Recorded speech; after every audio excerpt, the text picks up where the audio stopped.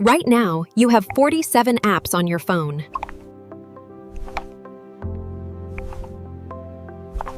Streaming services with over 10,000 things to watch.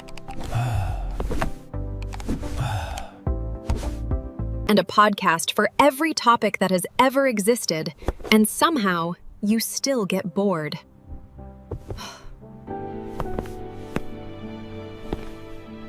But here's a question nobody thinks to ask. What did ancient humans do when they were bored? Not medieval humans, not ancient Romans, not even ancient Egyptians. We're going back much further than that, 100,000 to 200,000 years ago. Back when there was no writing, no art, no music, and no complex language as we know it.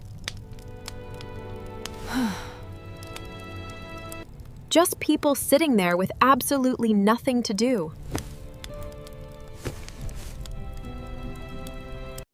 The answer changes everything we think we know about creativity, religion, and why your brain works the way it does.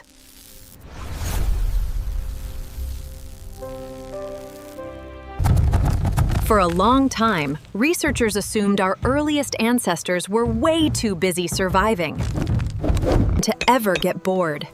Every waking hour must have been hunting, foraging, and building shelter, right? Well, that assumption turned out to be wrong. Very wrong. For years, the theories remained unchallenged. But then, in a flash of insight, the groundbreaking discovery was made. He spent years studying the Jusho-Hoansi people of the Kalahari Desert, who still lived close to the original human lifestyle. What he found was jaw-dropping. They only worked, on average, about 15 to 20 hours. Per week. That's it. Not per day, per week. The rest of the time, they rested, they talked, they sat, and they did nothing in particular. Salins called them the original Affluent society. Not because they had stuff, but because they had time. More free time than most modern humans ever get. But when you have nothing but a free afternoon and a cold cave wall to stare at, your brain enters survival mode, and that is where the magic happens. Necessity didn't invent art. Boredom did. Let's travel back 75,000 years ago to Blombos Cave in South Africa. Someone was sitting around with absolutely nothing better to do. Instead of staring at the void, they picked up some seashells. Painstakingly drilled holes through them with a stone tool, and coated them in red ochre to make a necklace. That is the oldest known art object in human history, born entirely out of a long, boring afternoon.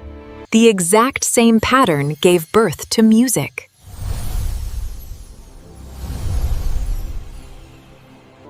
In 2008, researchers in southern Germany found a 40,000-year-old flute made from the bone of a vulture.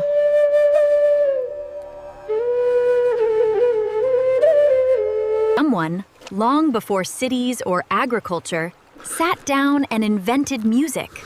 Not because they had to, but because they had a free afternoon and a bird bone. It turns out music is exactly what the brain does when it has nothing else to process.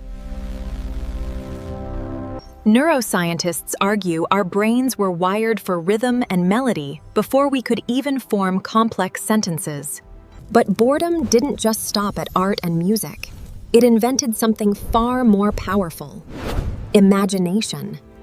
Animals don't get bored the way humans do. A dog waiting for its owner isn't bored. It's just waiting because it has no concept of what else it could be doing. But a human sitting in a cave 100,000 years ago staring at a fire with nothing to do starts to think, what if the hunt goes wrong tomorrow? What if that sound outside is a predator? What's beyond that mountain? Where do we go when we die?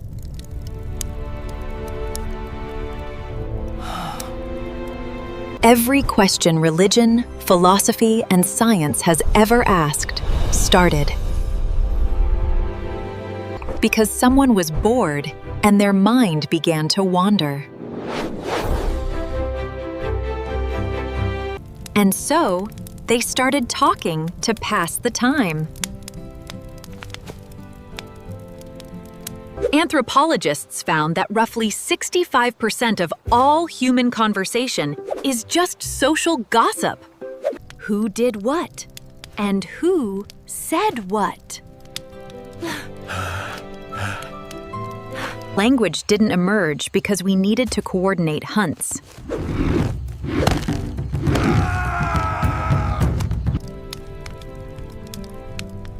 It emerged because we were sitting around a fire with nothing to do, and we wanted to bond. Boredom invented gossip, and gossip invented society. Today, we live in a world where boredom has been completely eliminated. The moment silence hits, we reach for our phones to fill the void. Psychologists call the consequence cognitive overload. When every single second is stimulated, the brain never gets a chance to activate its default mode network.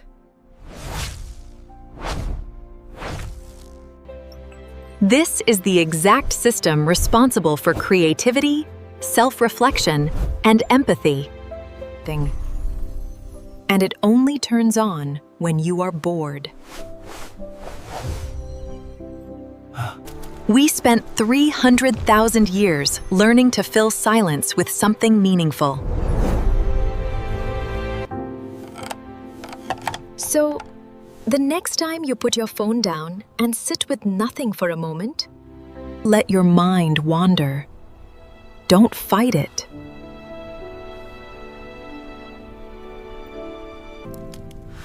You are doing the exact same thing the person in the cave was doing. The same thing that made the bead, the flute, and looked up at the stars to ask why.